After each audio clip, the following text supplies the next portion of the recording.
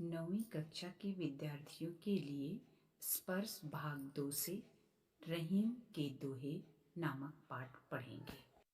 सबसे पहले रहीम के जीवन परिचय पर प्रकाश डालेंगे। रहीम का पूरा नाम अब्दुल रहीम खान खाना था। इनका जन्म 17 दिसंबर 1556 को लाहौर में हुआ। ये बैरम खां के पुत्र थे। रहीम अकबर के 9 रत्नों में से एक थे और अकबर के दरबार में इनका महत्वपूर्ण स्थान था। रहीम मध्ययुगीन दरबारी संस्कृति के प्रतिनिधि कवि थे।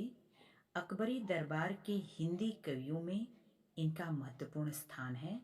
इन्होंने अरबी, फारसी, संस्कृत, हिंदी आदि का गहन अध्ययन किया। राज दरबार में अनेक पदों पर कार्य करते हुए भी साहित्य में उनकी रुचि बनी रही। उनके काव्य में नीति, भक्ति, प्रेम तथा श्रृंगार आदि के दोहों का समावेश है। रहीम ने अपने अनुभवों को सरल और सहज शैली में प्रस्तुत किया। वे अनेक भाषाओं के ज्ञाता थे। उन्होंने ब्रज भाषा, पूर्वी अवधी और खड़ी बोली का उपयोग अपने काव्यों में किया। गहरी से गहरी बात भी उन्होंने बड़ी सरलता से अपनी रचनाओं में प्रस्तुत किया। मुस्लिम धर्म के अनुयायी होते हुए भी रहीम ने अपनी काव्य रचना द्वारा हिंदी साहित्य की जो सेवा की वह अद्भुत है। रहीम की कई रचनाएं दोहों के रूप में प्रसिद्ध हैं, जैसे रहीम दोहावली, बैरवे, नायिका भेद, मदनाष्टक, रास पंचाध्यायी, नगर शोभा आदि इनकी प्रमुख रचनाएं हैं। रहीम जी ने अपने दोहों के माध्यम से नीति व ज्ञान का हमें अनमोल पाठ पढ़ाने का प्रयास किया है। पहला दोहा। रहीमन धागा प्रेम का, मत तोड़ो चटकाए, टूटे से फिर ना मिले, मिले गांठ पड़ जाए। रहीमन मिले गांठ पड़ जाए। चटकाए मतलब फट से, जल्दी से। रहीम के दोहों का भावार्थ इस प्रकार है। रहीम के इन दोहों में उन्होंने हमें प्रेम की नाजुकता के बारे में बताया है। उनके अनुसार प्रेम का बंधन किसी नाजुक यानी कमजोर धागे की तरह होता है और इसे बहुत संभाल कर रखना चाहिए। हम बलपूर्वक किसी को प्रेम के बंधन में नहीं बांध सकते। ज्यादा खिंचाव आने पर प्रेम रूपी धागा चटक कर यानी फट से टूट जाता है। प्रेम रूपी धागे यानी टूटे रिश्ते को फिर से जोड़ना बेहद मुश्किल होता है। अगर हम कोशिशें करके प्रेम के रिश्ते को फिर से जोड़ लें, तब भी लोगों के मन में कोई कसक तो बनी ही रह जाती है। दूसरे शब्दों में, अगर एक बार किसी के मन में आपके प्रति प्यार की भावना मर गई, तो वह आपको दोबारा पहले जैसा प्यार नहीं कर सकता। कुछ न तो कुछ कमी रह ही जाती है। दोहा नंबर 2।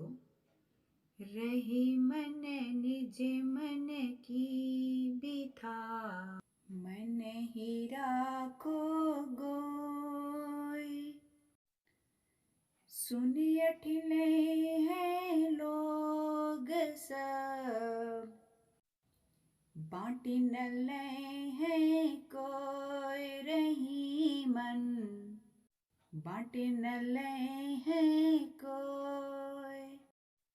शब्दार्थ। निज मतलब अपना, बिथा मतलब दुख, गोय मतलब छिपाकर, अठले हैं मतलब खुशी होना, मजाक उड़ाना, बाँटी मतलब बांटना। रहीम के दोहे का भावार्थ इस प्रकार है। रहीम जी ने इन पंक्तियों में कहते हैं कि अपने मन का दुख हमें स्वयं अपने आप तक ही रखना चाहिए। लोग खुशी तो बांट लेते हैं, परंतु जब बात दुख की आती है तो वे आपका दुख सुन तो अवश्य लेते हैं, लेकिन उसे बांटते नहीं हैं, ना ही उसे कम करने का प्रयास करते हैं। बल्कि आपकी पीठ पीछे वे आपके दुख का मजाक बनाकर हंसी उड़ाते हैं। इसीलिए हमें अपना दुख कभी किसी को नहीं बताना चाहिए। रहीम जी इस दोहे में बहुत ही काम की सीख बताई है। दोहा नंबर 3। एक साधे सब सधे, सब साधे सब जाय, रही मन मूल ही सींचिबो, फूले फले अघाय, रही मन फूले फले अघाय। एक मतलब एक, साधे मतलब ध्यान लगाना, लक्ष्य साधना, मूल ही मतलब मूल जड़ को, सिंचबो मतलब सिंचाई करना, अघाय मतलब तृप्त हो जाना, संतुष्ट हो जाना।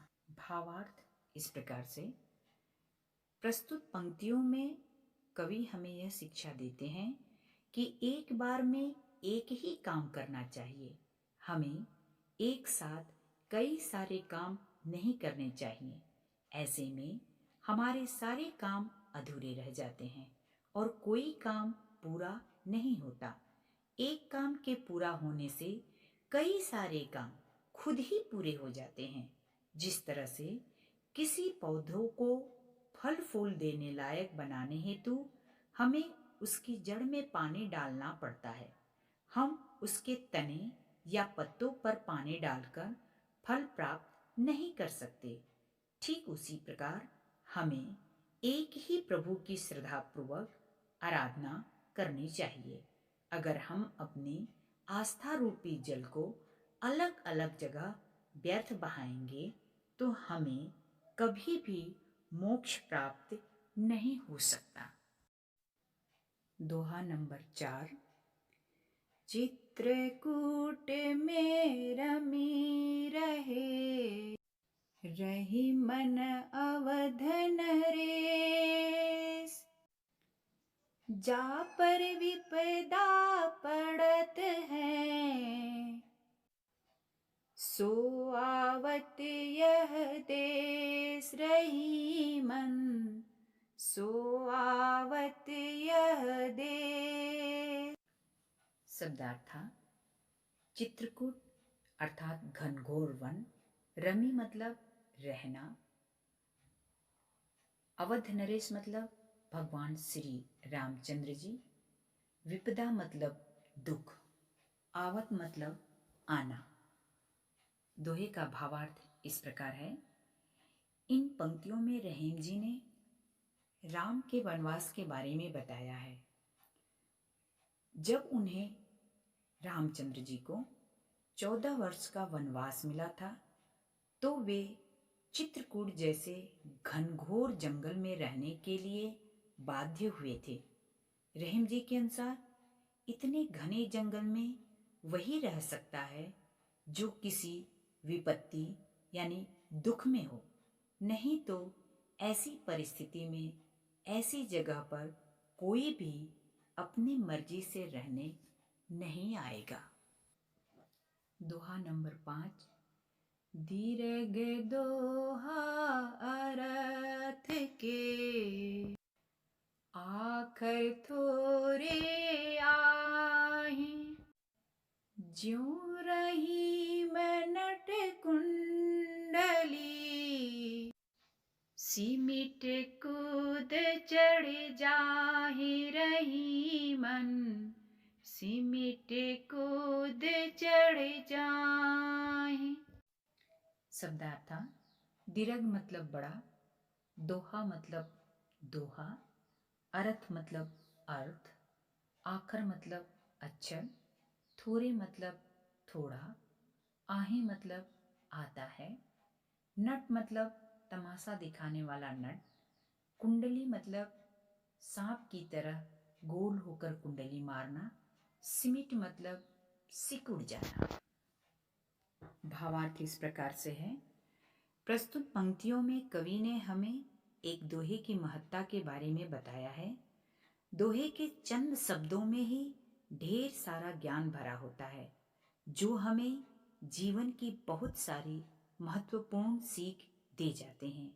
जिस तरह से कोई नट कुंडली मारकर खुद को छोटा कर लेता है और उसके बाद ऊंचाई तक छलांग लगा लेता है, उसी तरह एक दोहा भी कुछ ही शब्दों में हमें ढेर सारा ज्ञान दे जाता है। दोहा नंबर 6। धन रहीम जल पंक को, लघु जिय पियत अघाय, उदधि बड़ाई कौन है, जगत पिया सो जाए रहीमन, जगत पिया सो जाए। शब्दार्थ: धनी मतलब धन्य, जल मतलब पानी, पंख मतलब कीचड़, जीय लघु जीय मतलब छोटा जीव, पियत मतलब पीना, अघाय मतलब तृप्त हो जाना, संतुष्ट हो जाना, उदधि मतलब सागर, बड़ाई मतलब प्रशंसा, जगत मतलब संसार, पियासो मतलब प्यासा। भावार्थ इस प्रकार से है। प्रस्तुत पंक्तियों में रहीमदास जी कहते हैं कि वह कीचड़ का थोड़ा सा पानी भी बहुत धन्य है, जो कीचड़ में होने के बावजूद भी न जाने कितने कीड़े मकोड़ों का प्यास बुझा देता है। वहीं दूसरी ओर सागर का अपार जल, जो किसी की भी प्यास नहीं बुझा सकता। कवि को किसी काम का सागर का पानी नहीं लगता। यहाँ कवि ने एक ऐसे गरीब के बारे में कहा है, जिसके पास धन नहीं होने के बावजूद भी वह दूसरों की मदद करता है।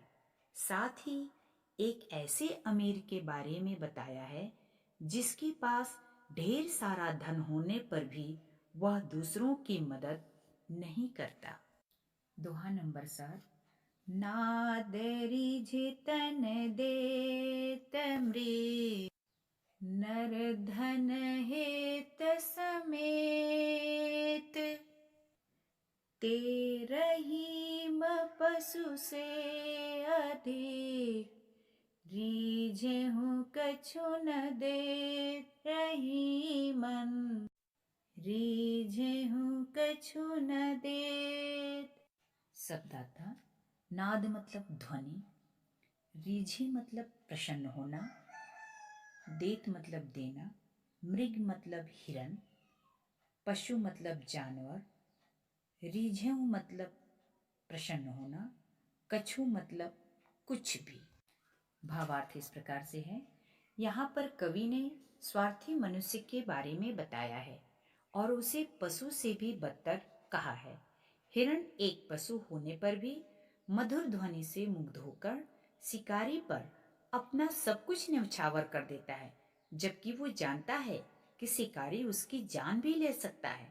परंतु मन जैसे कोई मनुष्य कला से प्रसन्न हो जाए तो फिर वह धन के बारे में नहीं सोचता, अपितु वह अपना सारा धन कला पर न्यौछावर कर देता है।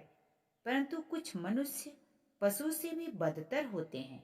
वे कला का लुत्फ तो उठा लेते हैं, परंतु बदले में कुछ नहीं देते। दोहा नंबर 8। बिगड़ी बात बने नहीं, लाख करो किन कोय, रही मन फाटे दूध को, मथे न माखन होए रहीमन, मथे न माखन होए। शब्दार्थ: बिगड़ी मतलब बिगड़ा हुआ, बात मतलब बात, बने मतलब बनना, लाख मतलब लाख, किन कोई मतलब कितना भी उपाय, फाटे दूध मतलब फटा हुआ दूध, मथे मतलब मथना, माखन मतलब माखन। भावार्थ इस प्रकार से है। रहीम जी ने हमें जीवन से संबंधित कई शिक्षाएं दी हैं और उन्हीं में से एक शिक्षा यह है कि हमें हमेशा कोशिश करनी चाहिए कि कोई बात बिगड़े नहीं। जिस प्रकार अगर एक बार दूध फट जाए तो फिर लाख कोशिश के बावजूद भी हम उसे मथ कर माखन नहीं बना सकते, ठीक उसी प्रकार अगर एक बार कोई बात बिगड़ जाए तो हम उसे पहले जैसे ठीक कभी नहीं कर सकते हैं। इसलिए बात बिगड़ने से पहले ही हमें उसे संभाल लेना चाहिए। दोहा नंबर 9। रहीमन देख बड़ेन को, लघु न दीजिए डार। जहाँ काम आवे सुई, कहाँ करे तरवार। रहीमन कहाँ करे तरवार। शब्दार्थ: बड़ेन मतलब बड़ा, ताकत वाला, लघु मतलब छोटा, डारी मतलब छोड़ देना, सुई मतलब सुई, तलवार मतलब तलवार। भावार्थ इस प्रकार से है। रहीम जी हमें इस दोहे में जो ज्ञान दिया है उसे हमें हमेशा याद रखना चाहिए। ये पूरी जिंदगी हमारे काम आएगा। रहीम जी के अनुसार हर वस्तु या व्यक्ति का अपना महत्व होता है, फिर चाहे वह छोटा हो या बड़ा। हमें कभी भी किसी बड़े व्यक्ति या वस्तु के लिए छोटी वस्तु या व्यक्ति की उपेक्षा नहीं करनी चाहिए। कवि कहते हैं कि जहाँ सुई का काम होता है वहाँ पर तलवार कोई काम नहीं कर पाती, अर्थात तलवार के आकार में बड़े होने पर भी वह काम की साबित नहीं होती, जबकि सुई आकार में अपेक्षाकृत बहुत छोटी होकर भी कारगर साबित होती है। इसलिए हमें कभी धन संपत्ति, ऊंच नीच व आकार के आधार पर किसी चीज की उपेक्षा नहीं करनी चाहिए। दोहा नंबर 10। रहीमन निज संपत्ति बिना, को न विपत्ति सहाय। बिनु पानी ज्यों जलज को, नहीं रवि सके बचाए। रहीमन। शब्दार्थ: निज मतलब अपना, संपत्ति मतलब धन, बिना मतलब बिना, विपत्ति मतलब दुख, सहाय मतलब सहायता, जलज मतलब कमल का फूल, रवि मतलब सूर्य। भावार्थ इस प्रकार से है। प्रस्तुत पंक्तियों में कवि हमसे कह रहे हैं कि जब मुश्किल समय आता है तो हमारी खुद की संपत्ति ही हमारी सहायता करती है, अर्थात हमें खुद की सहायता खुद ही करनी होती है। दूसरा कोई हमें उस विपत्ति से नहीं निकाल सकता। जिस प्रकार पानी के बिना कमल के फूल को सूर्य के जैसा तेजस्वी भी नहीं बचा पाता और वह मुरझा जाता है, उसी प्रकार बिना संपत्ति के मनुष्य का जीवन निर्वाह हो पाना असंभव है। दोहा नंबर 11। रहीमन पानी राखिए, बिनु पानी सब सून।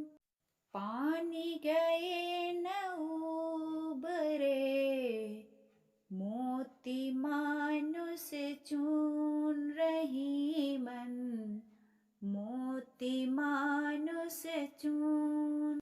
शब्दार्थ: पानी मतलब जल, बिनु मतलब बिना, सून मतलब सूना, ओबरे मतलब बाहर निकलना, मानुस मतलब मनुष्य, चून मतलब चूना।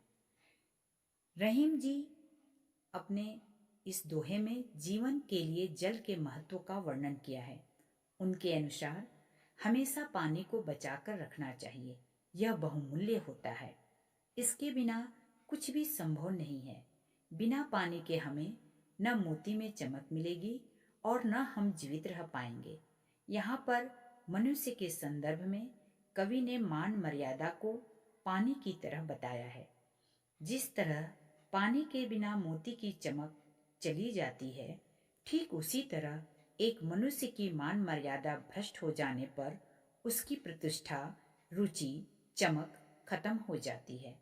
ठीक उसी तरह चूना का भी इसी प्रकार से वर्णन किया है कि चूना भी पानी के बिना सूख जाता है, वह काम नहीं करता है। इस तरह से उन्होंने पानी के महत्व को बहुत ही बखूबी समझाया है। तो बच्चों, आज की कक्षा यहीं समाप्त होती है। नमस्कार।